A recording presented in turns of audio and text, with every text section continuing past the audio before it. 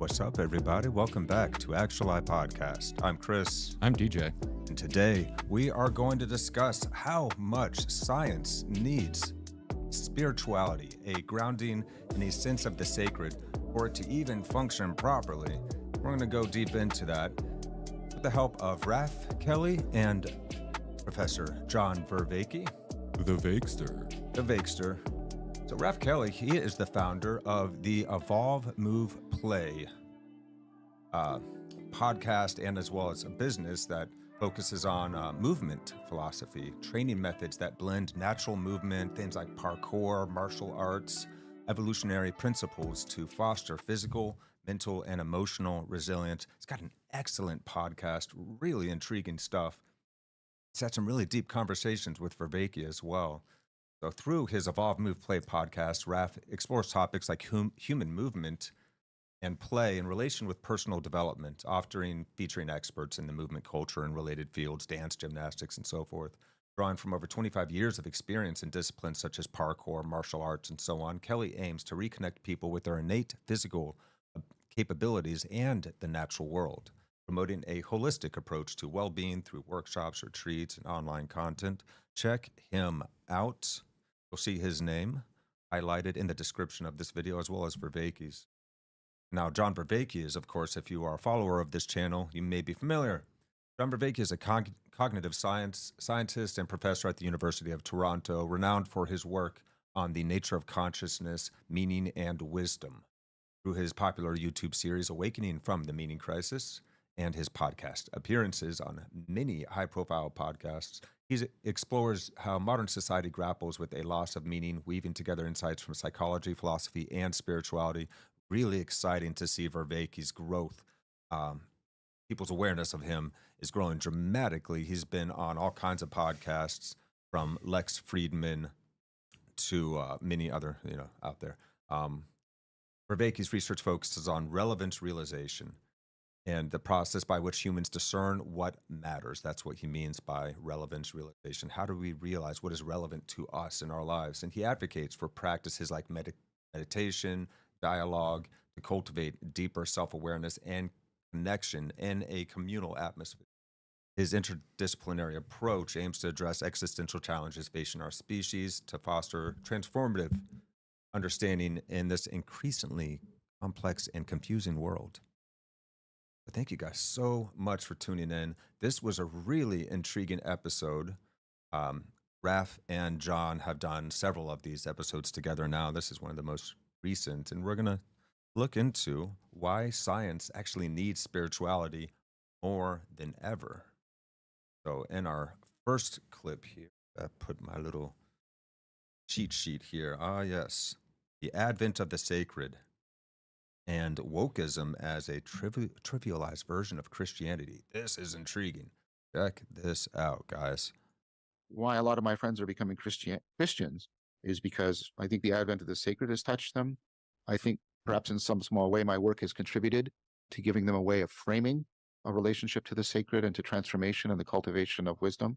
And I think there's a lot happening in the appreciation of Christianity. I think as we're starting to enter what might be the rain shadow of wokeism, which was, I've argued, basically a trivialized version of Christianity. Yeah. That people are seeking now a deeper version of what had been flattened in extreme wokeism. And I think that's also happening as a culture thing. And I think there's a new sense also of that we've done enough shredding of Western civilization, and we should now balance that off with a proper appreciation for it, rather than, I get it, we needed to break free from deifying Western civilization. Right. We'll let him go on there, but this is a good time to take a break. So wokeism as a trivialized version of Christianity. What are your thoughts? Well, We were discussing this previously.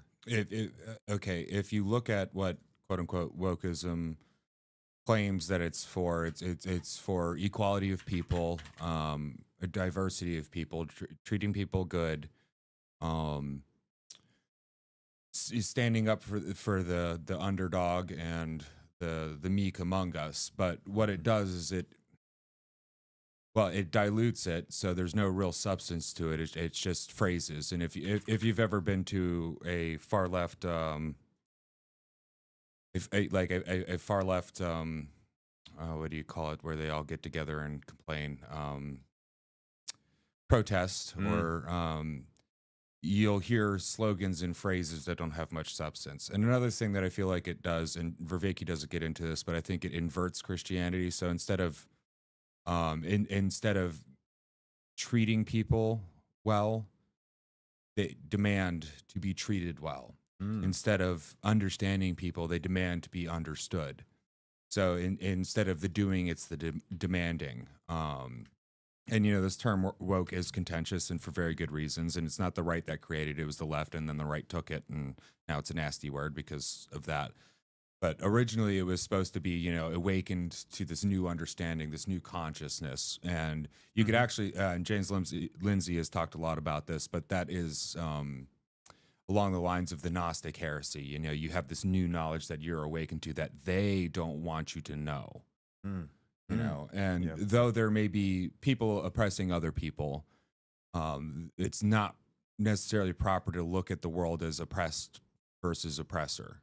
Very Marxist way of looking at the world. Yeah, and it goes back to Hegel, and even before that. But the seeds of Marxism. Yeah, this idea that there is a thing, and then its counter, and the war between the two.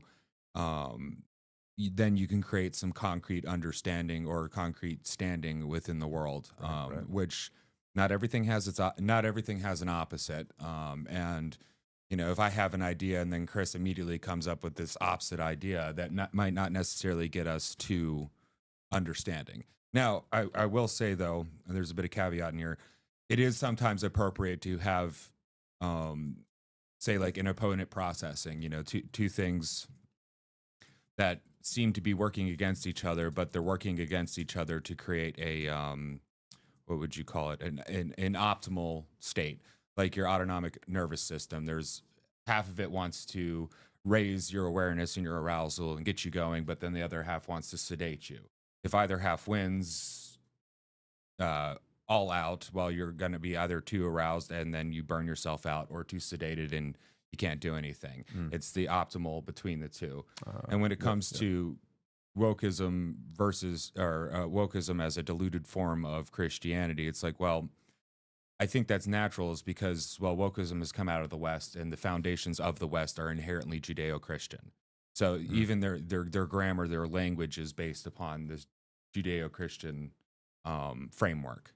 All people are created equal and seen as equally worthy in the eyes of God. Yeah. There's an element of the divine within each one of us, and that is at the foundation of our systems of belief here in the West. In our country, in our country, this idea that all men are created equal, even when there was a time where there was still slavery in this country, the thing that led us to fight a war about it and to stop it around the world was this idea that in the eyes of God, we are equal. Well, that was written in by our forefathers who were also the founders of the abolitionist movement that wanted to stop slavery from the inception of this country's founding, but they were not able to win the war against the most powerful empire known to man without the help of the southern states.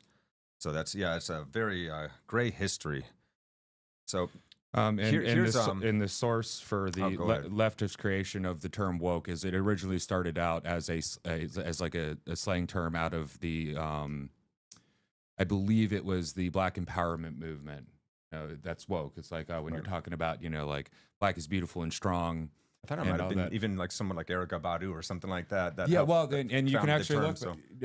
It's actually even older than that. It goes pretty far back. Maybe even back to the 60s, 70s. You think possible, right? Yeah, and people were very much into awakening at that point in time. And before COVID, like many years before COVID, I remember kids being like, they'd hear something cool that just blows their mind and be like, "Yeah, that's woke, man." And I'd be like, "No, never. Always awakening." Always. I like to say that because we should never think of ourselves as complete in this awakening, growing process that we go through all of our lives. I really much prefer the term awakening myself. We are always ongoing, in this awakening process. May we always be that way and never be so certain about our ideas that we can't challenge our own beliefs, be willing to update them when we come across new information. Yeah, and So also that certainty is dangerous, right? Semantically speaking, too, when I say of the left, we can harken back to the French Revolution, the left side, the revolutionary side too. So it is the revolutionaries in us that would say, oh, like want to be awakened, to be woke. Yeah, because we need to wake up from this sleep. We need to, and then initially a very positive ideal. Sure. That when it came along, and then of course now it's used as a slur because it's become a whole. It's gone from counterculture to pop culture. Well, once the counterculture becomes the and there's the very the main self-righteous culture, then right. And now we got this very self-righteous version of wokeism, and that's why it's gotten this negative connotation. And on the right, they had the red pill, as in reference to the Matrix. It's the same thing. Yeah. I've been red pilled. I've been awakened into this. You don't have to become a Republican if you're red pill. You can just be an independent. You can be whatever you want. You don't even have to be like conservative to be red pilled. That's right. I don't think Neo is a conservative Republican when he took the pill, nor do I think Morpheus was that when he offered it to him either. Great characters, man. Yeah. Good writing, dude. So let's go ahead and we can move on over here to Grok, and I can show you guys. Vervaeke describes wokeism himself, and this is coming up here shortly, as echoing Christianity's moral and narrative framework. Thank you. But in a shallow, secularized form that lacks depth. Specifically, Vervaeke points out that wokeism mimics Christian elements. It frames privilege as an original sin, activism as a path to redemption, and social justice as the utopian salvation. However, he argues that it strips away the transcendent, a sense of a transcendent source, the sacred core of Christianity, among many other world spiritual traditions. That's interesting that it says that there, because it is focused on the material. Very much and so. if you look into, Hegel less so, but leading into, because he still believed in the spirit. But when Marx got a hold of Hegel's ideas, he had no concern for the spirit. It was all in the material world. Marx was a materialist. And you could say the godfather of the leftist, the original leftist movement, those who sat on the left side of the aisle movement. But that's neither here or there, but it's interesting, and that's part of the watering down, is it does not look up, it only looks down. Yes. Which is only half of the equation. Yeah, it strips away the transcendent, sacred core of Christianity, its connection to profound existential questions and its transformative power, reducing it to a cartoonish parody, the Sky Daddy idea. This simplification prioritizes ideological posturing over the rich participatory engagement with meaning that Christianity, and I would say other sacred traditions, offer, making wokeism a surface-level imitation incapable of fulfilling deeper human spiritual needs. Now, it acts as an artificial substitute, but it never fills the void, but it creates the same levels of dogma and so forth. So Vervaeke sees this as a loss of the sacred's complexity, turning a once vital tradition into a flattened, less potent ideology. Very, very interesting. And official People's Party, if you left us, good luck. He doesn't like the Musk AI. You're entitled to your opinion. It's the best one we got so far, so we're going to use it. Appreciate it, brother. Hey, man, thanks for showing up and hanging out for as long as you did. We appreciate it very much so. Yeah, we're not here to avoid offending, but we certainly are open to all points of view, guys, and we're not a partisan podcast here by any means.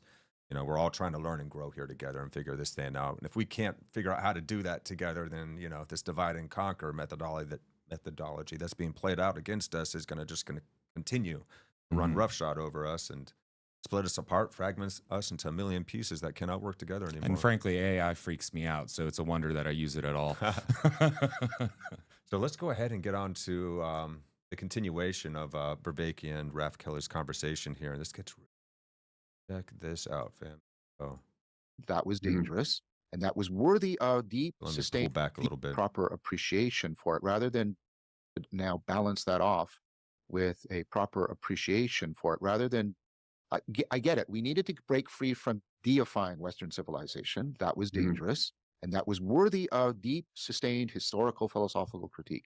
But now we're getting to the stage where we're going too far, and we're demonizing Western civilization, which I find very problematic. And I think one way people are trying to recover what was of value in Western civilization is a return to Christianity. I would also say return to ancient Greek philosophy. It's Yeah. also going through a huge revival. Yeah, And Stoicism. those go ahead. Yep. Yep. So from deifying Western civilization to demonizing, and then we're seeing the return of Christianity in its practice here in the world, as well as a return of fascination with ancient Greek philosophy, such as Platonism, Stoicism. Yeah, and I would say both deification and demonization are optimal, non-optimal, because the only one that should be deified is the grand deity himself, and to raise a civilization or ideals within a civilization to the level of deity is the same as, idol worship that we've been warned about, worshiping the image, the thing as something to be worshipped. And the Western society, though it may be great, is nothing to be worshipped. It should be cherished to a certain degree because it is what we live within, but it's not something to make a god out of, nor is it something to make a demon out of, because you give it almost as much power when you make it into a demon as well. So I would say to those who, want to, disrupt the hegemony of the West and destroy it and demonize it, are actually giving it too much power, and they're running counter to their own goals. What we resist persists. As Buckminster Fuller said, if you want to create a new system, resisting is only going to make it stronger. If you want to create a new system, create one that makes the existing system obsolete. So come up with something better, and if it really is better, then it will prove itself out. People will start to adopt it, and it will take over. Just as this system of, republic constitutionalism did. But I will agree with Vervaeke that we are indeed in an era where we are now seeing the pushback against the demonization. I hope that we don't go into the deification, and I hope it's a nice medium there. But I also do think it's necessary too. Because we're basically burning down our own house in spite of ourselves. Yeah. Well, Mark Twain said nationalism is indeed dangerous in that it both emboldens the blood just as much as it gives us a love of country and patriotism, and it can go, you can go too far either way on these things, of course. So now we're going to move ahead a little bit and hear Raf speak on a little bit on his upbringing and thoughts of Native American culture. This is actually quite insightful. When people are not familiar, Bury My Heart Wounded Knee is really kind of landmark history because it's the first major history that tries to tell the story of the conquest of the Americas from the Native American perspective. And of course, it's very focused on many terrible things that Westerners or Americans did to the natives. So that was pretty formative for me. And so the idea of a kind of guilt that is associated with being Western is something that I imbibed at a very young age. And that has gone from the counterculture to the culture, right? Yes, where I live, popular. that is what my kids are taught all the time, right? I have to talk to them about the reality that the Native Americans weren't peaceful all the time. And there were wars and wars of conquest and genocides and slavery and all of the things that we now sort of associate only with Western culture. Yep. So, and this is a really important point. Well, and within his life, it's showing an important movement from just the very critical against the West and Christianity into a more realistic view of what we are as humans, of the human species. Yeah, well, because instead of just thinking that Western civilization is what has done all these horrible things in the world, is to miss the fact that all human beings have enslaved, tortured, committed mass warfare against one another in every single culture in human history. Yeah, and so there was something who was it? It stands out like a sore thumb in our culture because of what we've become. Because we are this melting pot. We're the freest country on the planet, perhaps the least racist country on the planet to this day, surprisingly. And yet we have this history. So it stands out in our history as the most recent example of that unfortunate practice of human slavery that, thank God, we've done away with in the West. We still have to get China on board with this. There's more slaves alive today than ever in human history, which is nuts. That's a hard Yeah. fact to even believe, but Yeah. look it up. It's there in China. The Uyghur Muslims and Falun as well are enslaved to this day. And they're making all of our phones and electronics and everything else that we buy from Your Walmart. Wi-Fi routers. Yeah. But yeah, but this is an important step for an individual as well as a culture, as well as even, you know, scientists to go through, is from moving from this, you know, what was programmed into us before, in this case, you know, the hating of what came before us that built everything, you know, that laid the road we walk on, into a more holistic realization that actually we need this. Maybe not exactly, you know, maybe we don't need everybody to become Christian, or everybody to, you know, completely believe all these things, but there's this movement that we all seem to be drawn towards, into the sacred and into the spiritual. And you can see this in America too, you know, like in the 60s and 70s, there's this whole, you know, spiritual movement where everybody was, you know, trying to talk to yogis and do yoga and stuff like that. And every celebrity had their yogi, and they were trying to do it. And taking trips down to the Amazon.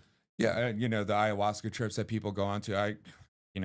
I don't have enough fingers to, you know, for the friends I've had that have gone on their ayahuasca journeys and done that. And it's seeking People something, are hungry for ritual and connection to the sacred, and though, something more than just the base material. Yes, that you know, the modern era has given us and said, this is the all. It's the you know, the material is the all. It's like, well, something feels like, it's like eating something but never being full. It's like, So well, I keep eating, but I'm not full. You're saying that there's something more than materialism and physical gratification? I can't say 100% because, well, you can't really.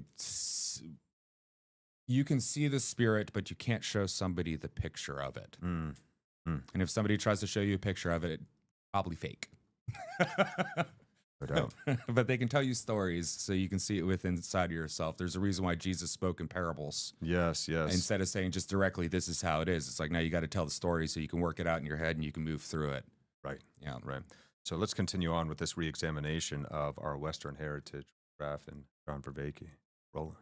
Most of those things were present, and in many cases actually worse in some of these cultures that we have come to sacralize or fetishize or totemize as contrary to what we'd like to escape about our own culture. So I'm going to stop there, because I definitely can get very autobiographical and make very long essays in the way that I talk. But I think it's a really important thing. Okay, so the point I was trying to make is the re-examination of the Western heritage and a desire to connect with it in a positive way. This was something that really attracted me about Jordan Peterson's work. This idea of the recovery of the bones of our fathers from the underworld as the necessary precondition for the heroic positive reconstruction of the culture. And so the reapproach to Christianity happening at the same time as a reapproach to Stoicism and Plato and Aristotle, it all is that process of the recovery of the bones of our fathers in some sense. And that's interesting. Recovering the bones of our fathers, essentially to reintegrate what we have lost. So the first steps we need to make is we find the baby that we threw out with the bathwater, essentially. Well, and you know, and Jordan Peterson, if you've watched him, has, you know, said this a lot, but you basically have to go into the belly of the beast to go rescue your father. And I think the reason why he uses that imagery of the beast is because, yeah, it's not pleasant to go back and like rescue the framework of our foundations. It's not comfortable to it's scary. It's an adventure that's terrifying for us. And you know, then there's a saying, I'm going to butcher the saying, but basically, you know, every man who become a true man must rescue his father, in one way or another. And you see this in all of our, at least male archetypal stories of that. It's not going to be easy, and it's not going to be pleasant, and more often than not, it's like we have to understand the heart of the traditions that they were upholding to find the way to carry forward the goodness of masculinity that is valuable and needed in this world. Yeah, and you could and to take the gender out of it, we use the term father because it's easy enough for us to use, and Yep. but to rescue the founders and the founding principles of the past, and it is necessary for us to recover our culture, and culture is important. Culture isn't The roots of our culture. yeah, right? the very roots of our The culture, foundation, yeah. because it's okay for us to modify our culture as we go along, but you got to find what are those basic founding principles? What are the pillars that hold this thing up that are essential? Mhm. Once we get the cultural baggage of various times and backward ways out of the way, what were they getting at that was Yeah. useful and helpful to us? Yeah, and sometimes that may be as easy as sweeping the dust and dirt off the roots of a tree to just rediscover the roots. Yeah. Because Because yes, we have misperceptions about some of these roots, I think. We have a misunderstanding about a lot of this. well, and also we got just a lot of excuse me, a lot of garbage that we heap onto these roots as well that over time build, or I don't want to say garbage, detritus. That build up over time that you have to sift through, and you have to get down into it, and you have to get dirty doing it as well. Yeah. To clear that And you detritus, might not yeah. be thanked for it either. They'd be like, "What are you doing to that poor tree?" You know. Hmm. But yeah. Oh, Yeah. hey there, Ninja Bat. I see you. Yeah. There's a little bit more, about 20 more seconds here. Let's check this out here. Finish off. But it's playing out in very, for me, unexpected ways, right? I want to just say to the audience, I'm not going to turn this channel into a Christian apologetics channel. So, but it is worth knowing that I have largely converted to Christianity myself, and so that I'm not observing this as a kind of unbiased outsider. But I also am not observing it as a kind of doctrinaire person who thinks, okay, it can only go this direction. This is the proper direction it can go. Right. There's a curiosity at the heart of I like that. Okay. That's it. So the openness. Spirituality breeds curiosity. Yeah. And we need to get these spiritual traditions in conversation now in this time where the whole human species is in touch with one another. Now we're all connected at high speed and high definition at this point, and all of our cultures have been clashing for the past 100 years or so as the advance of our connection has sped up, from, radio to TV, internet, and so on. So we need to get everything in conversation and find those golden rules that we agree on and figure out how we can weave and work together. Yeah, and we were talking earlier, and I was telling you about what I believe why spirituality is necessary for science now is twofold. Science without spirituality becomes tyrannical and murderous, but also we're coming to the end of the questions that we may have that science can give us, and spirituality will make us curious and give us even more questions to answer. So it'll help continue the progress of science.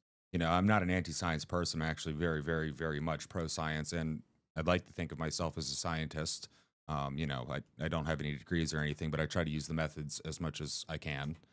Come up with an idea, formulate, hypothesize, and if it works out, then you have a theory until somebody disproves it, and then you change it. And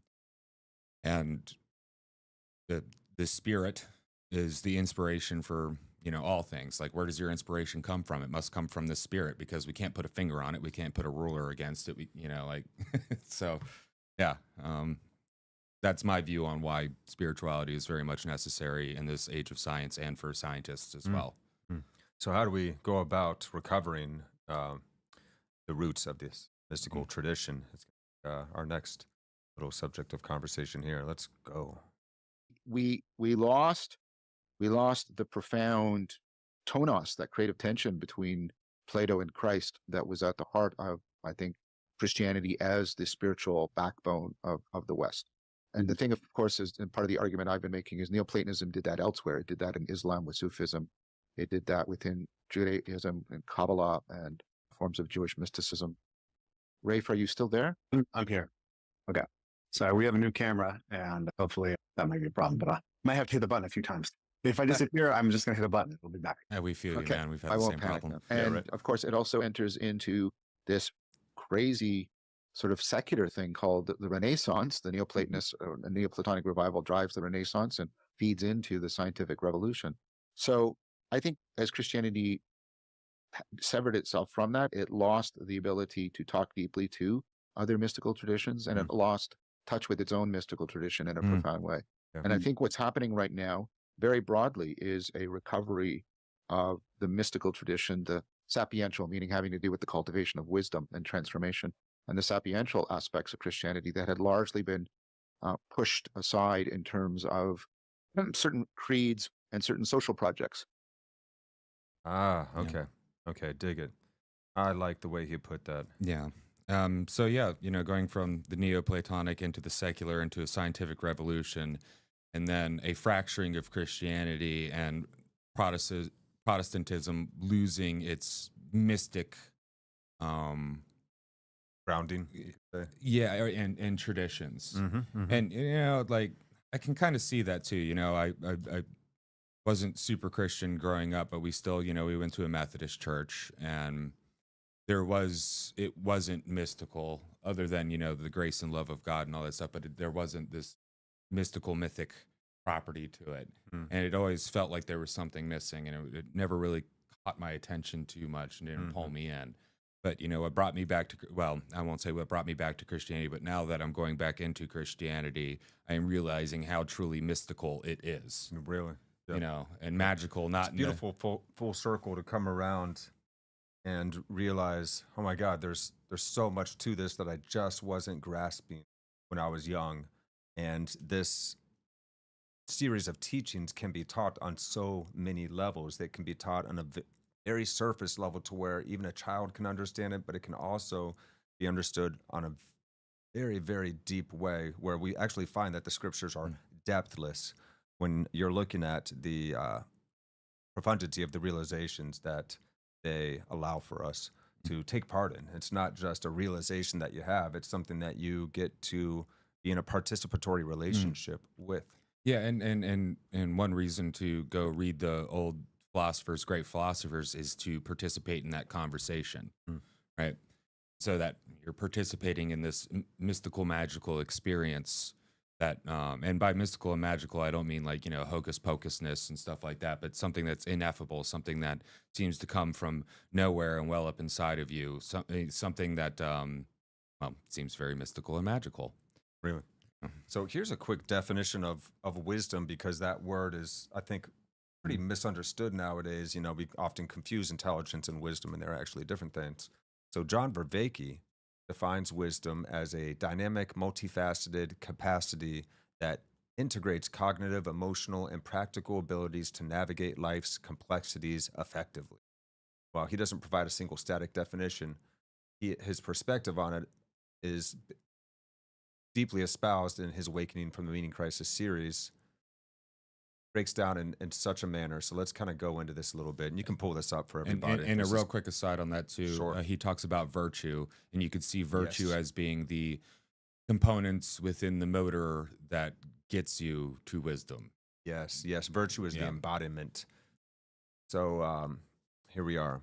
So Vervaeke views wisdom as the ability to overcome self-deception. We all have this inbuilt capacity to realize what is relevant, but every great human ability has a double-edged sword to it. The very things that help make us adaptable can also cause us to BS ourselves. So wisdom involves recognizing and mitigating cognitive biases and illusions, fostering a clear perception of reality.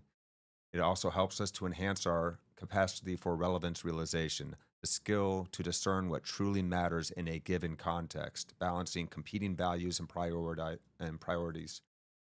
Helps us to integrate knowledge and take action. Wisdom bridges theoretical understanding with practical application, enabling virtuous decision-making and behavior. It helps us to cultivate self-transcendence. It entails moving beyond egocentric perspectives towards a broader, more connected sense of purpose and meaning, often tied to the sacred. And finally, helps us to adapt to complexity. Wisdom is about flourishing amid uncertainty and chaos, drawing on both rationality and embodied practices like mindfulness and ritual. So here's the key characteristics, and go ahead. Yeah, so in short, you could say that wisdom allows us to take that which is not necessarily apparent and bring it to the foreground and make it apparent. Mm. we would say the hidden nuggets of wisdom, right? Mhm. Like these less salient things can be then foregrounded Mhm. and made salient to help you understand. Like a wise person will be able to see like an instance of suffering and see the Mhm. good within it, even though the most salient thing in that suffering is the pain of the suffering, whereas Mm. the wise person could see the potential for growth come out of that suffering. Yes, yes. Yeah. And it requires a deep capacity for consideration. Mm. As the Buddha said, it is not that wisdom, or it's not that wisdom leads us to love. It's that love leads us, or not that. I'm sorry, compassion. Mm. Wisdom does not lead us to compassion. Passion leads us to wisdom. And I believe the Buddha is speaking of the same thing that Jesus Yeah. spoke of there: Yeah. unconditionality, unconditional love for this world, so that you are able to remain open to all views and perspectives, even those that you may disagree with, to kind of get at the root of what is trying to be comprehended. And you can help elucidate that Yeah. further by taking on that kind of posture towards reality, a more loving, more heartful posture. How can you consider deeply without caring? Yeah.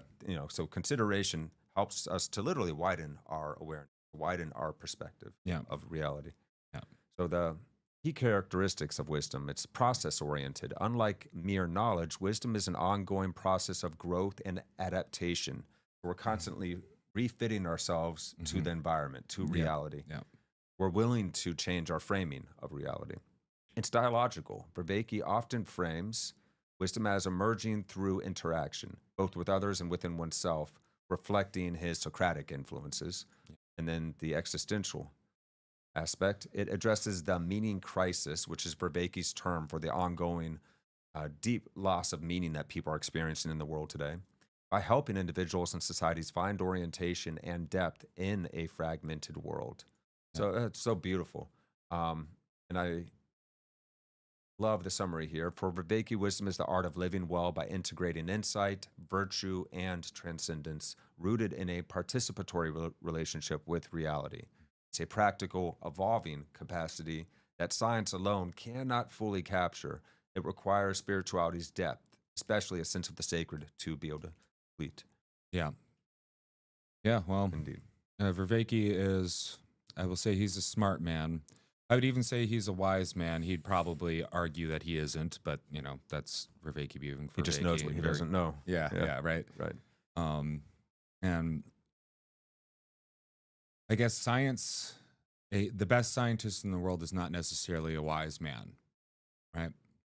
But a wise man could make a great scientist because he would know what questions to ask and how to form his hypothesis and how to test his hypothesis and find the non-apparent within the infinite possibilities he could. And that's the thing too, is you need wisdom to responsibly do science. Yeah, right? and the thing is in science there's an infinite amount of questions you can ask, and an ever more infinite amount of answers you could get that generate an infinite more amount of questions to ask, and then there's an infinite amount of ways that you can put things together in order to test these questions as well. Mm-hmm. So what is that thing that comes out and inspires you or reveals itself? What is the revelation that reveals itself, and where does it come from? And science can't put the finger or the ruler to that. Right. It can't tell us how to live. It can tell us what the constituent parts of any this or that thing are and how they fit together, but it cannot tell us how to live as humans in an ever-changing, chaotic world. Yeah. So for morality and formation of ethics, we need a sense of the sacred, a sense of a transcendent, ultimate good, in fact, otherwise. Because there's got to be something that's reliably good. Otherwise everything's subjective. Yeah, and and then it's okay for Saudi Arabia to treat women the way it does, and so forth. Well, and it was I was watching. It was Jordan Peterson and Lennox. I forget his first name, but or maybe it was Prager. But this, if you ask somebody, particularly a young person, and the more liberally minded, and I mean liberal in the sense of liberal, not left. They would say that if you ask them, are humans intrinsically, inherently good? They would say yes.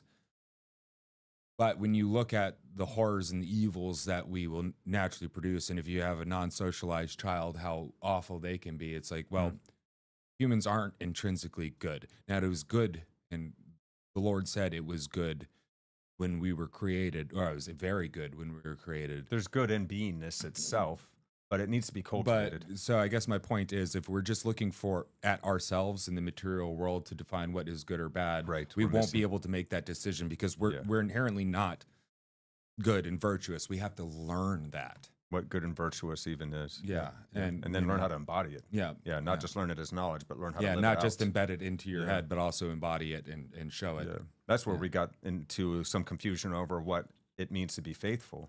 We always thought it's just believe, automatically just believe, but it's not just that. It's actually your willingness to commit to something. It's devotion, it's faithfulness, as you would have in to a project you're working on, or to a mate that you're in partnership with. That's the real meaning of faithfulness. So to have faith is to engage with that very challenging calling that Jesus offered to us, or Buddha, whoever, you prefer. But that's it is an astounding high level calling. It's some would say the highest. in fact, it's like we have infinite room to grow towards that, because we'll never be completely Christ-like. Christ gave us something that we can always be growing and improving towards, and I love that we have this infinite room to grow before us. And by example, by doing it, opposed to just commanding it. Right. And that's, yet again, earlier we were talking about, woke in Christianity. It's like, well, there's the example of doing it and then telling somebody they should do it. Just like the heretic preacher, or the heretic Pharisees, or the heretic yogi, that lives the lavish lifestyle, and but says, oh, because I hold to these words and I can repeat all the stuff in whatever book you want, I'm virtuous and better than you. But they're not giving unto the poor. They're not holding their tongue from saying nasty, horrible things about people in private. Right. They're not doing it, because we learn by example. And then they're telling their congregation that if you're not good, then you're going to go to hell, and trying to teach according by fear. Yeah, and then they get in their Bentley and drive off. Instead of just breaking it down a little with a little bit more nuance, we are creating a hell of this world when we don't act from true virtue. Yeah. And we should be lovingly engaged with this reality if we want to. We got to be that change we wish to see. Right? Yeah. Well, when you want to teach your kids, you can tell them, don't do this, don't do that, don't do that. But if they see you doing it, they're gonna go ahead and do it, or they're gonna hate you for it, dude. Right? Yeah. We have divine wisdom. Let's go ahead and check out this section here. So the quote unquote right way to think scientifically, and then let's learn about faith as a skill, or a virtue that we can exercise and practice, that we can embody, a way of being. In some sense, the Neoplatonic and Christian world gives rise to a specific paradigm for the seeking of truth, an epistemology, or a set of epistemologies that we've come to call science, right? And it's maybe a lot more complicated than we like it to be, but it has given us tremendous power. And whether it's, whether we call it scientific materialism or physicalism, I think at this stage, with what we currently can know about science, my sense is that the right way to try to think scientifically is that the only response to the claim of the virgin birth or the resurrection is, we don't know. It's actually not something that we can apply science to. But when we adopt the priors that we generally use across asking scientific questions, we would have to presume that the answer would be no. I think that's the epistemologically fair stance. Yeah. I'm waiting because I don't want to cut you off. But I think that where I move to is recognition that scientific paradigm is more limited than we've wanted to believe. And that in that limitation, we can avoid that limitation by trying to explain things away scientifically, or we can accept a curiosity and an openness to, we don't actually know. We don't actually know, but if we adopt this ontological schema that allows that this way of being, it also does certain things for us. In fact, perhaps opening the capacity for science itself to operate. Mm-hmm. And what I place my faith in, my faith is, I really loved talking to Jordan Hall about pistis, the idea that pistis is not dogmatic belief in proposition without evidence. So he's talking about a kind of devotion, embodying faithful way of being. No, pistis is actually a skill that arises through embodiment, right? It's a virtue. It's a virtue. Yeah. Yeah, a virtue. It's one of the theological virtues. Yeah. He said that to me, that faith is embodied. Yes. And it really, really hit for me. That's awesome. That's very much what we're when Chris was saying, faithfulness, like to your partner or to a cause or something like that. It's embodied within you, not just embedded in your head and thought, but also embodied in also in what you do. You're following through in practice, yes, in action. And that is the proof, and that's another definition. We got to prove it to ourselves that we can do this. Yeah. You know, I mean, that's one of the hardest things. We're so good at lying to ourselves too, and avoiding, that kind of call to action. The proof of the pudding is in the tasting. We want to signal our virtue, but to actually be virtuous, to be loving towards others, even in our disagreement, and try and come from a side by side, let's work this thing out together posture rather than a debate. You're wrong and I'm right. Yeah, right. Thing, Well, and also, it might. Sorry, folks. It's perfectly healthy to start out with the you're wrong and I think I'm right, but it's healthier to continue with I may be wrong, so let's flesh this out and figure it out. Oh, that term, flesh it out, to bring it into flesh, to embody it, to give it a body. This your ideas, your virtues, your ideals.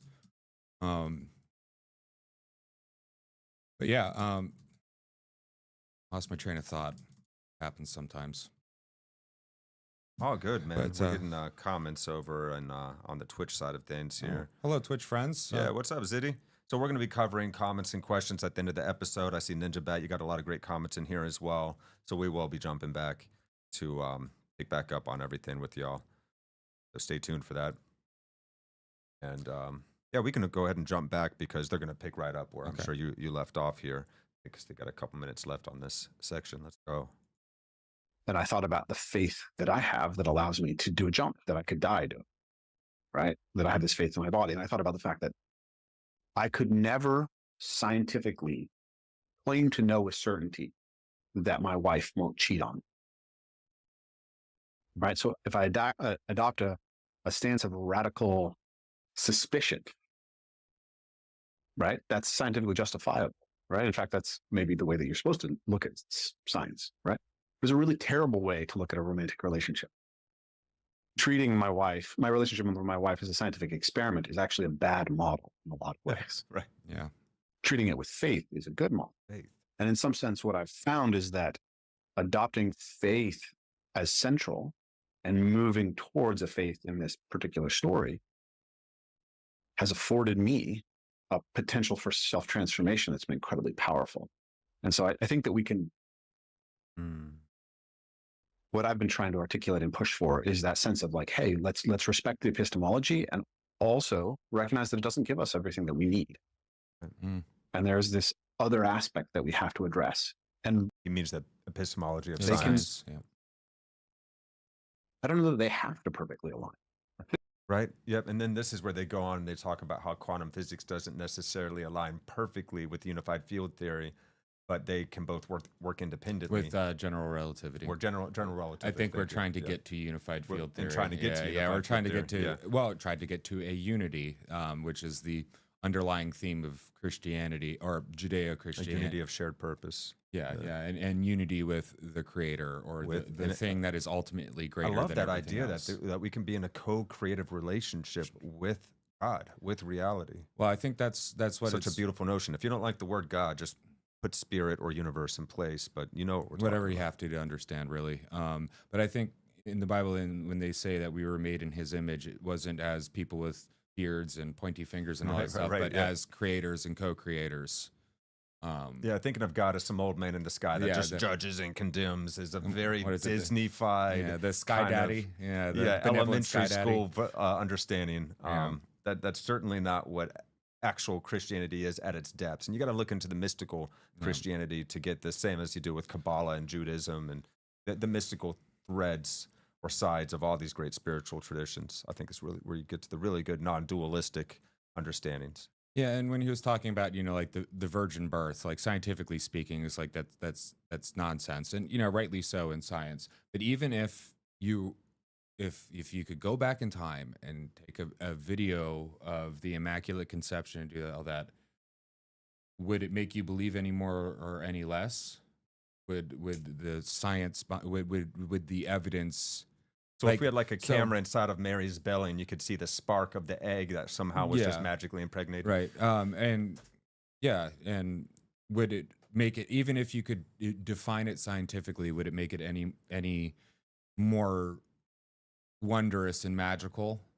Like with music, right? We can explain the frequencies of the notes. We can explain the cadences and the tempos and the timings. But it's still a mystical experience to be pulled into a song and to be pulled into the music and what it does to you, even though we can explain it scientifically as well. So it's like science and spirituality aren't at odds with each other. They fill in, I think they fill in where the others are lacking. In the purely spiritual, well, if you're just living purely spiritual, there is no evolution of techniques and technologies, right? Because there'd be no drive to. You just stay with the earth and be there and be there with it. And without the spiritual, with science, well, you still hunger for a meaning that you can't get out of the science, no matter how deep you go, how many calculations you make. Yeah, right. And just because science can prove something doesn't make it not. It still doesn't tell us how to live in relation with that understanding that we come to. Yeah. Yeah. So we need something that allows us that transcendent ideal. And only a sense of the sacred seems to be able to do that. Yeah. And we see it across cultures, from the Native American to the East Asian to, our Western modern, Stoicism, Christianity, and so forth. Well, for all of human history, something like religion has been with us always. It is until recently that we've gotten rid of it, right? So there must be something there that we can't get just with observing with our eyes and our ears and banging on it with a stick. Independent of which culture it is or what time period, every single culture in human history has pointed to this sense of the sacred. Yeah. And the inexhaustible fount of realization that can come from it, the depthlessness of it, the endlessness of it, the infinitude of it. So now that's what we're going to get into now, guys. This is such a cool part of the episode. Check it out. Here we go. It's sort of like maybe we're at like, general relativity and quantum. It's like they both work in their domains, but we don't have a general unified theory. Oh, yes. Okay. So that was just what you were commenting on. I actually need to go ahead to like 41 here, guys. If y'all are enjoying this, make sure that you look up this episode and you can watch it in its fullness. It's Why Science Needs Spirituality More Than Ever. John Vervaeke breaks it down. And make this sure is on Raf Kelly's. And make sure to like, share, and subscribe to Raf. And it'd be nice if you did the same for us, but shameless self-promotion. Please do. If you appreciate what's happening here, share with your friends and family. But we're just trying to figure out how can we change this world from the inside out together, Yeah. And we're only showing you small fragments of what these conversations are. So I implore you to go check it out. Yeah, absolutely. Get in on the conversation, participate in the conversation, listen to great conversations. We're in such a wonderful learning and growing here together, right? Such a wonderful age where we can just go online and we can see long, very intense, very deep conversations. Yes, and then we can conversate on those ourselves, and hopefully we're bringing this down to a level to where you guys can relate with it as well. So here we go. Let's go ahead and jump on, and I've actually got to get ahead a little bit more. Click, click, click into the future. Okay, here we are. Perfect, complete. And what's coming to the fore is something more like what you have in, I think, the ancient Neoplatonic views. No, what's sacred is sacred is this, right? This vibrancy, right? The emanation and emergence, the flow up and down the inexhaustible intelligibility. That's the most important defining feature of the one, the thing that's most sacred within, right? And because that is what actually orients people. That's what actually transforms people. That's what actually gives people a sense of being in touch with the really real. And I think that we're orienting towards those, what Schellenberg, the Canadian atheist philosopher, calls the triple T. But those three transcendents, what's most real, what's most orienting, and what's most transformative. And it's precisely that, because it's an inexhaustible flow of intelligibility, insight provoking, inspirational, actually innovative in reality, right? And so what's happening is simultaneously the possibility of a new way of conceiving of the sacred that is also, right, addressing people's need, that they want to be connected to something like that, but they don't appreciate or value the modernist understanding of the sacred as the perfect otherworldly supernatural. Ah, right, right. We got this misunderstanding that's prevalent now. And we think of God as merely this supernatural thing. We're talking about one, the source, the inexhaustible fount of intelligibility, as Vervaeke terms it. That's such a cool statement, because that really does point to what it seems to me all these great religious and spiritual traditions have been trying to point to. There's this depthless source of understanding that is available to all of us. It's here in the world around us. You can see it in the flower, you can see it in the trees, you can see it in the sky. And it's that very thing that orients us. Yes. Gives us position and direction. And a sense of meaning and purpose and belonging in this world. Yeah. Because, without it, and we've seen this in our secular age, the world wars we've had. Nihilism comes about. It's running around without an orientation, confused, yes, and scared. Yeah, it's chaos without a bearing, without any mores. Wow. Yeah. So going on. But see, so they have this. They religio is not optional, right? And so they are looking for that.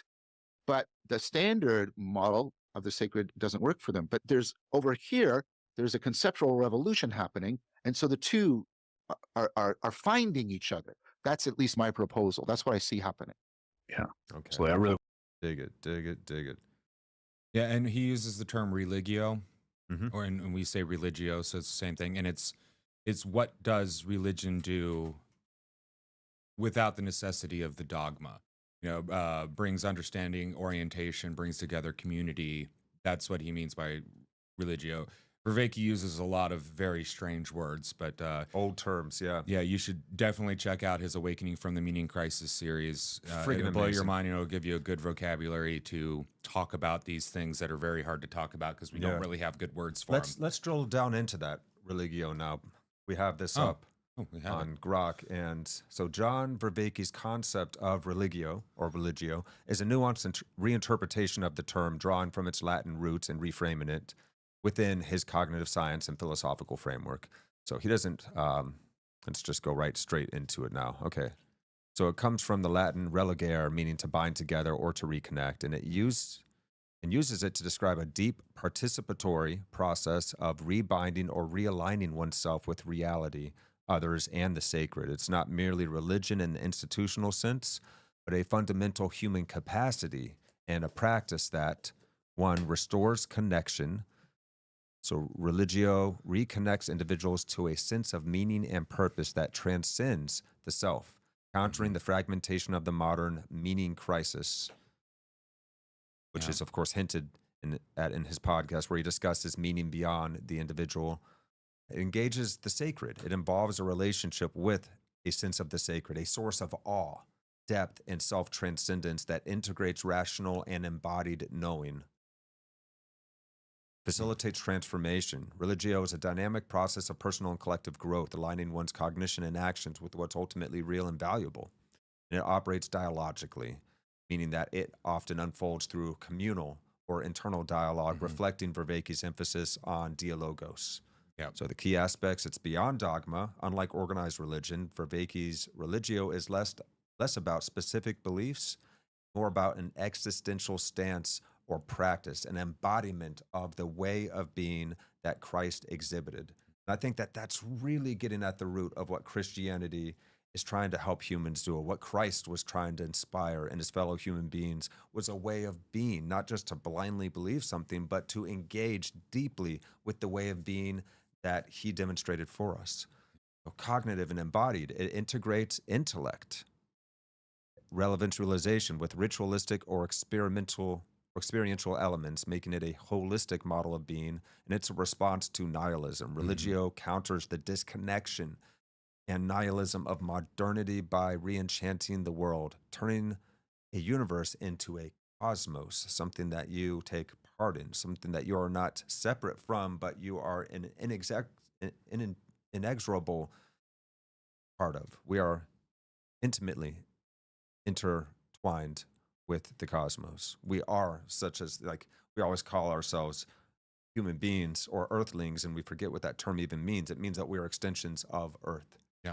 And we're not just humans acting we're doing, we're humans being. Yeah. And then ling is of. So earthling. So earthlings of the earth. Yeah. We are self-reflective, conscious extensions of a living planet that has evolved to this point. And what an amazing miracle. Complex, funky little protrusions we are. Yeah. What a great thing to get to be a part of. Yeah. We're so fortunate. Well, And that is the ultimate even with blessing, all right? the warts and the blemishes and the trials and tribulations that life affords. The bitterness makes the sweet time sweeter, doesn't it? Yeah. So, in summary, Vervaeke religio is the act of binding oneself back to a meaningful sacred cosmos through transformative relational practices. It's a spiritual and cognitive realignment that science needs to fully address human flourishing, emphasizing connection over isolation and depth over superficiality. Yeah. Love that. Yeah. So that's what that word means. Yeah, that's what religio means. In short, or long. Yeah. But it's good to understand that hook, And I love looking up words that I'm seeing for the first time, because then all of a sudden you're grokking it at a deeper level. Speaking of grok. So what is the new way of conceiving of the sacred that can help us become more efficient co-creators of this shared reality? So we're going to jump back here. I think actually we just that there. Yeah, we did. Oh yeah, now we're on to beauty, man. All right, beauty. So we're going to jump ahead towards the end of this episode, guys. We're skipping a big chunk of some really complex, deep please stuff. Go check them out, both Vervaeke and Raf. And Absolutely. Give them a like, subscribe to him. Raf has some pretty cool stuff. He does the parkour stuff, and he gets his kid involved, parkour in and the woods. It looks It's pretty awesome. cool. Yeah. Yeah, it is really, really cool, man. And without a movement practice, it's hard for us to learn how to embody these virtues. Well, and that's interesting too, because Vervaeke also is a movement practicer as well. He does Tai Chi, Yeah. so it's interesting, as well as martial arts. Yeah. But okay, so rejecting beauty or obsessing over beauty, the left and the right going too far. Let's see what happens. Optimization, neither reject nor obsess. Optimal place between. Upset, lost that again. Because like Diogenes, I believe he was the one. Right. So Schindler. So I've been thinking about that, and I walk around in my very left-wing town, and I see people who are, their aesthetics to me seem like they're anti-beauty. And we know that this goes into all the way back to the history of the beginning of modern art, which is in some sense like modern art. The modern art period is a kind of like the beginning of postmodernism in some sense on a cultural level. Yeah, I agree. And as famous modern art critics said, that the purpose of modern art is the death of beauty. Yes. And so I see that taken up on the left, and I see people who seem to be making themselves mentally unhealthy, making themselves physically unhealthy, choosing to chop their hair in super strange and unaesthetic ways, choosing to tattoo themselves all over. And it feels like there's actually a sense that beauty itself is bad because it creates hierarchy. And so therefore we sacralize a sort of asceticism of anti-beauty. So can you pause this real quick? Beauty is bad because it creates a hierarchy. What is beautiful is good and wanted, and what is ugly and not beautiful is lower down on the hierarchy. Yeah. And well, if you listen to those that are rebelling against Western civilization in this modern era, It is very much anti-hierarchical. Hierarchies are evil. It's like, well, Yeah. Well, would you prefer a clean, beautiful ocean or one that has microplastics and plastic islands floating around it? Would you prefer a beautiful mountain or a mountain that had the top chopped off, no. For coal or something? Or would you prefer to live in a beautifully crafted house that you could tell that people worked hard to make, or do you want to live in like a Soviet-style block apartment, all concrete? Yeah. Would you like to be fit and able, or would you like to feel like a sloth lacking energy, stuck on the couch all the time, Yeah. and just gorging on chips and TV shows to try and cover up the void of emptiness inside? And also, when it comes to hierarchies, they're inevitable. When you wake up in the morning, there's a hierarchy of need. You got to go get the things out of you. You got to go pee and poo.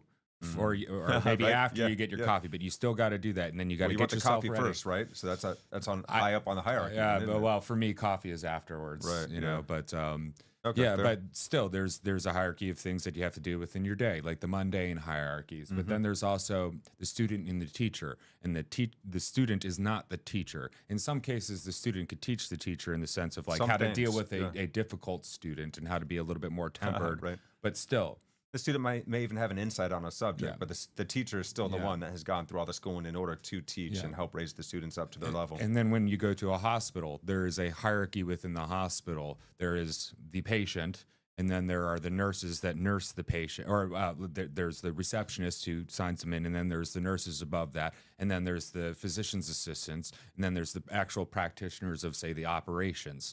It's natural and needed hierarchies. Now there are arbitrary hierarchies where, well, I have a degree, so I'm better than you. It's like, well, you may be better at, some complex mathematics or something else like that, but are you a better person, a more whole person? Are you more satisfied in your life?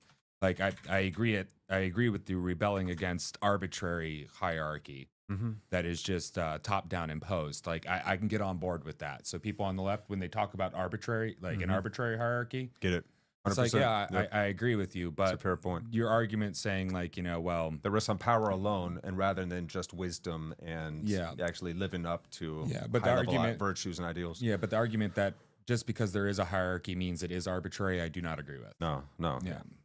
So, yeah, there's that. Right. Right.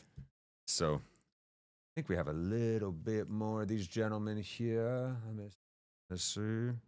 Oh, yeah. So we're going to finish this little Yeah, bit here, and then we're going to jump on to one last clip, fam. And we'll get to your comments and questions, guys. So throw out on any comments, questions, remarks that you have, and we'll get into those shortly. And so that's one side, but then on the other side you have the most shallow, unwholesome expression. Yeah. Right. So you could, I associate. Okay, so he talked about far left Yeah. and the rejecting of beauty, and now we're going to look at the over-obsession of it on the other end of the spectrum. The kind of far right online with lots of women who have fake hair and Botox and fake breasts. And the Botox thing, I think, is particularly powerful because when you get Botox, you actually lose your capacity to feel a little bit. Yep. Because feelings are actually embodied states that are associated with microexpressions. And so when you deaden your capacity to express something, you deaden your capacity to feel it. So on one side, we have a side that actually dramatically rejects beauty. But on the other side, you have a side that says, no, we believe in beauty, theoretically. And we're going to adopt something that is completely surface layer. Some imitation of it. And that cannot point us towards the deeper level of beauty, right? The way that I experience my wife at this stage is that her beauty shines forth for me so powerfully, even though she has wrinkles now, right? Beautiful, man. Yeah.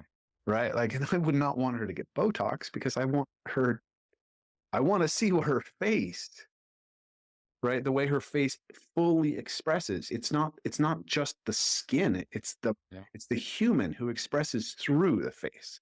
Beautiful, man. Yeah. Yes. And that's a very real thing. If you cannot express your emotions, you cannot feel them. Like everybody's pretty much heard, like, hey, if you're feeling bad, just smile for a bit, and just smile or bite a pencil because it simulates the smile.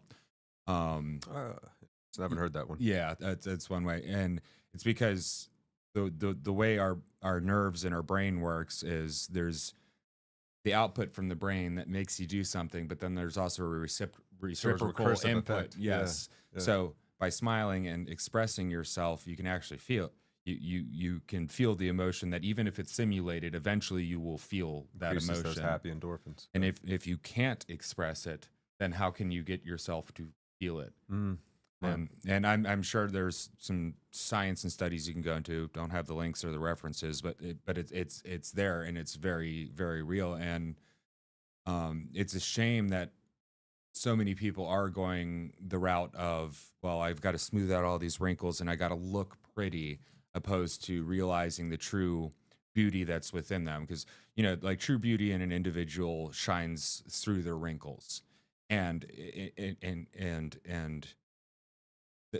incorporates their wrinkles. You know, you can see a very old woman and still say that a very old, wise, beautiful woman, and say she's still beautiful. There's an interesting thing that's happening now. This is kind of a side, but I noticed it, and I think they brought it up on the Culture War podcast. But all these young celebrities getting Botox. You ever wonder why the acting is so dry now? It's because they're not getting Botox. They can't feel their own emotions. Well, but they can't express it, and then they can't get themselves to feel it, because like the best actors will put themselves in it, and those tears are real. And when you're acting, even before you go on camera, you're making those faces. You're feeling those emotions. Yeah, to get into that place. And some people even go so far, like the method actors, to actually literally put themselves in that situation and can harm themselves too. You know, the respect to the actors that do that. That's insane. Well, or very sane. Either way, it's nuts. It's crazy. So the superficial right, the superficial left. Let's check out this final clip here, fam.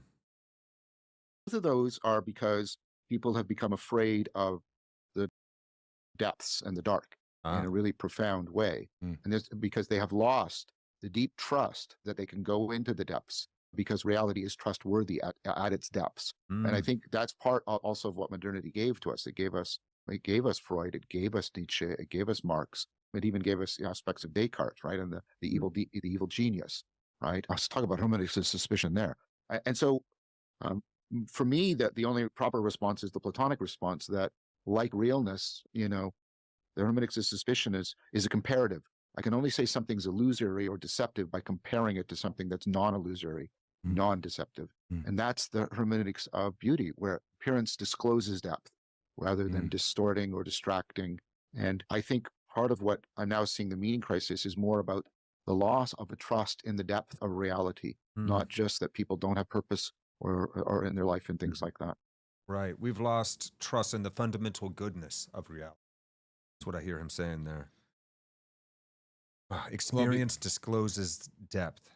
Yeah. Well, because in the depths of the sea, which may feed you, there are monsters as well. It's scary, you know. And sometimes we forget that, you know, say life came from the sea. All life came out of the sea, and it feeds us as well. That's why we still got webs, right? And well, learned how to swim. We aquatic apes. Yeah, and well, the depths of our dreams. A lot of us are afraid of that, whether they're sleeping dreams or waking dreams. To have a very deep dream and try to act on it is a very scary thing, because what if it fails? What if it crushes you? What if you come against monsters that you may not be able to handle? So we're just going to stay at a superficial level, and we're gonna watch it happen on Netflix, opposed to doing it ourselves. We're gonna watch the adventure happen, or play it in a video game where it's safe. We've been doing that since we would watch a hunter dance around the fire to show how he accomplished the hunt. We could learn from him how to do that thing, how to mimic the animal's way of being, so that you can get close enough to it to be successful. So we certainly do learn in this participatory fashion at all times. So, and another, I guess, parable you could say is the beauty of a flower does not stop just at its aesthetics. Yes, you know, it may the coneflower may be beautiful, but the beauty within it goes even further into the medicine of the coneflower and what you can do with it when you get into the depths of it. In this case, distilling it out, pulling the oils out of it, and knowing what to do with it. Because, well, it very well may be poison too. Scary. Right. But that's where wisdom comes in, and the learning about these things and a whole manner, and learning what they do. And learning what beauty is it's also very akin to meaningfulness in a way. In that, have you heard this old adage, a rose is only beautiful because it dies? Yeah. Yeah. Because it is finite. It's not going to last forever. It's precious. It's something sacred and special that is here and now. So cherish it and love it and care for it. Well, and that's also with life, how short it is makes it very beautiful, Mm-hmm. because there's this idea of, being like a Methuselah man, in the book Altered Carbon, or the TV series that was actually pretty coherent to the book. But the idea of it is basically people can shift bodies as much as they want because they have this technology that can take all of your intelligence and put it into another body. If you have enough money, you can continuously do it, but they live much longer than a human should live. Well, And become very bland and sterile. they're getting And desensitized. and even though physically they're Yeah. beautiful because Yeah. they can afford the beautiful bodies and the clones of themselves, but man is only meant to live so long to have this beauty. If we live too long, beauty seems to It's leave. gonna dry up for Yeah, and that the too long might be 150 years, it might be 500 years, it might be 1,000 years. right. But even if if you look into like Tolkienistic fantasy, the elves live forever, Thousands but of there's years, something yeah. very special about the short lives of man, Yeah. Yeah. and then the time of man inherits the earth. Well, once the elves leave to their sacred Mhm. land, I don't think they can come back either, right? It's kind no. of like they go to heaven No, almost. yeah, They go into spiritual they form. cannot Yeah. come back, and then the short-lived humans inherit the world, and Huh. that is beautiful. Yeah. And, Yeah. and the humans have a deep appreciation for the tactile nature of this world that they're in Yeah. right here and now Yeah. because their life is so much more finite. That's really And interesting. you can see it with your pets too. Your cat doesn't live, your cat or dog doesn't live very long, but the Mhm. relationship you have with that animal Invaluable. is even more beautiful, Mhm. being short. Yeah. And not saying Oh, like so precious. not It's saying. heartbreaking when you lose Oh a pet. yeah. Well, also when the thing that has the beauty is taken from you, it is heartbreaking, and the reason why it's heartbreaking is because it is a very beautiful thing. Yes, because Yeah. it was worthy of love. Yeah. Yeah. It wasn't just beautiful in appearance; it's beautiful Yeah, in its yeah. embodiment and its way Yeah. of being. Like a dog's unconditionality towards us. Man, we could learn a lot from It dogs. is It's like full of beauty. Dogs have embodied the best of human beings. We actually turn these crazy savage wolves into these sweet best friends of our species. Well, It's actually kind of profound. It's almost like we took the best characteristics of Yes, humans, of humans. loyalty, Oh yeah, happiness, honor, Yep, all that, commitment. and bred wolves, which should be these savage, scary beasts, bred them with the best of us instead of the worst of us. The things that used to be the number one cause of death in early America Yeah, was right. like wolf attack, man. Oh yeah, Yeah, oh, we made friends with them. So yeah, and that's it. Let's look at some questions, guys. And we actually had something over on Twitch from Ziddy2, and he said Carl Sagan in his pale blue dot message said, "Our planet is a lonely speck in the great enveloping cosmic dark." So then Ziddy follows up to say, "If God exists, why should our planet be of any concern to him out of the infinite vastness? It looks like we put ourselves at the center because of self-importance." Interesting point there. You might be right there. I think that's a good point. I think that if God created this vast universe and there's other life, that he loves it just as much as he loves us, and that it's our relationship with God that is most special, not we as human beings in and of ourselves that are just special for specialness' sake. There's actually an old quote where Einstein said, let me see, I can find it, the Music of the Spheres quote, where he talks about how his fellows in academia would shun Christianity for the old Sky Daddy version of it. Yeah. And he felt like they were missing the whole point. They were not able to any longer hear the music of the spheres. Another great quote: "I believe in Spinoza's God who reveals himself in the lawful harmony of the world, not in the God who takes an interest in the fates and actions of human beings." That's an interesting idea from one of the greatest scientists history. He certainly did have an understanding of the sacred. Yeah, and then Wow, the next one. you will hardly find one among the profounder sort of scientific minds without a peculiar religious feeling of his own.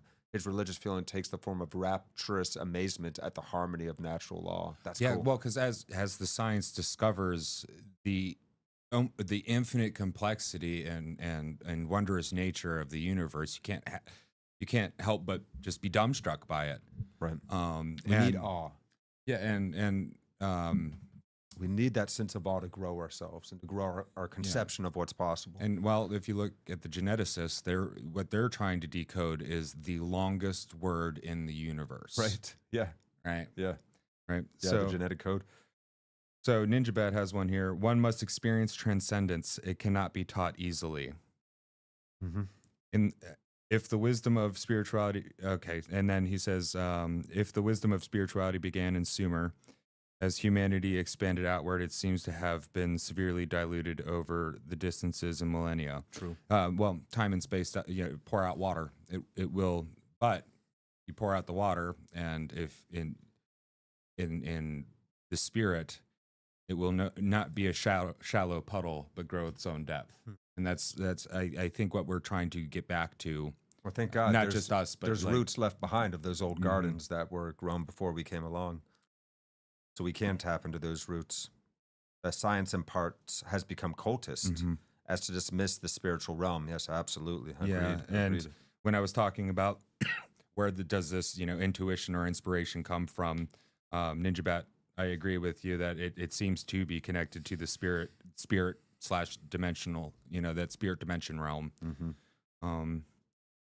Oh, and then on, superficial beauty. Yeah, you're right. Men are visual. Women know and use that, and as they should to a certain extent. If you want to attract a mate, you have to be pleasing to a certain extent. You don't have that to you're healthy and able to take care of yourself. Yeah. But advertisers use that knowledge to abuse it for money. That they do. Truth.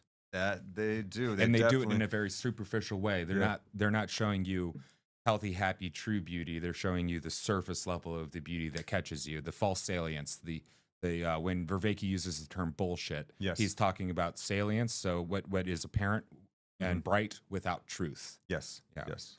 And commercials are super salient, super apparent to us. Yep. Culture and media now prey on self-doubt and insecurities. Absolutely.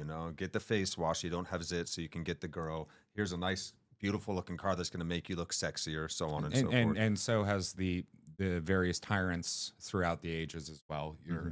Well, they're going to come and they're going to kill us all and they're going to do this and you need us. Yep. What is that? V for Vendetta? Oh, yeah. Yeah. It's like we need to convince them that they need us. Yeah. Great film. Yeah. And thank you to Official Party People USA, or Official People's Party USA. I think they left early on because we were using Grok, and he's not a fan of Musk. And I get it. Teach their own. But he's still a great. He's been a part of our community for a while, and for that we thank him. And I hope you come back. Yeah, man. Absolutely. Your opinions are more than welcome here. Whether we agree with them or not is aside. We appreciate having you. Yep, and I see that Kim's been in here. Hey, what's going on, lady? What's up, Kim? Yeah, baby. So, yeah, it looks like our sound went out for a minute. I'm not sure. Hopefully, it wasn't out for too long, guys. Sorry about that. Not sure what happened there. I'm just gonna go ahead and blame it on the YouTube. Blame it all on the YouTube.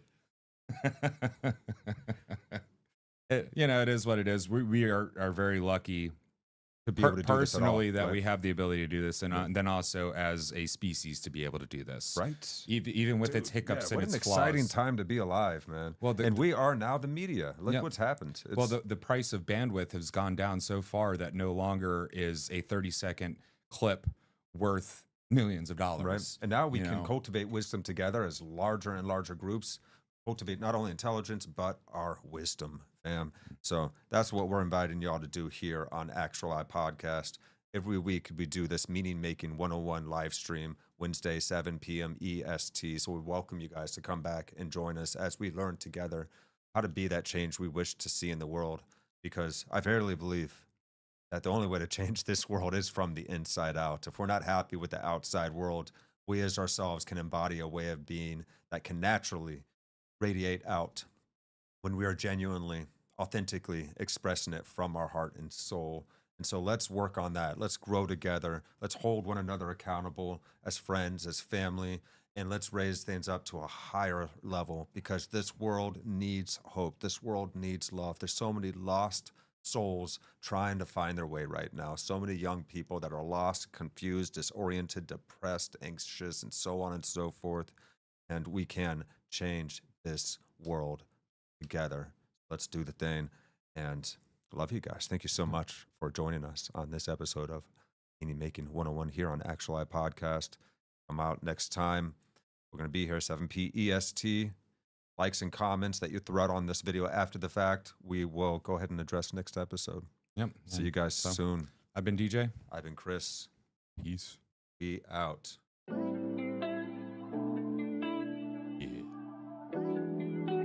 The actual I.